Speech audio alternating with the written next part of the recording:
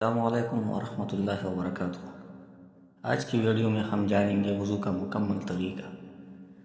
اس سے پچھلی ویڈیو میں ہم نے وضو کے فرائض، واجبات، مستحبات، سنن وغیرہ کے بارے میں بتایا تھا۔ اگر آپ بھی اسلام سے ریلیٹڈ معلومات حاصل کرنا چاہتے ہیں تو چینل کو ضرور سبسکرائب کریں۔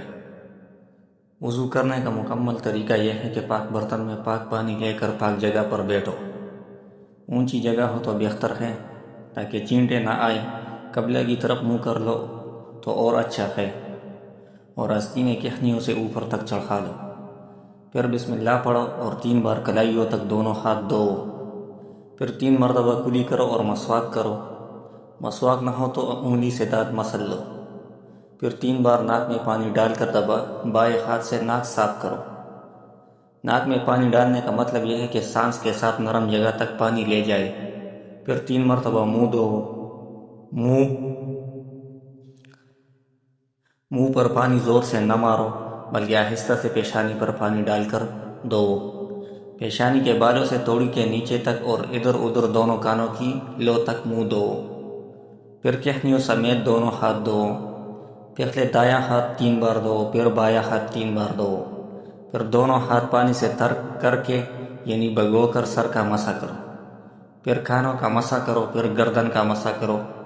مسح صرف 1 مرتبہ کرنا چاہیے۔ پھر 3 مرتبہ دونوں پاؤں ٹخنوں سمیت دھو۔ پہلے دایاں پاؤں پھر بایاں پاؤں دھو۔ سر کا مسح اس طرح کرو کہ دونوں ہاتھ پانی سے تر کر کے دائیں ہاتھ اور بائیں ہاتھ کی انگلیاں برابر ملا کر پیشانی کے بالوں پر رکھ کر گدی تک لے جاؤ۔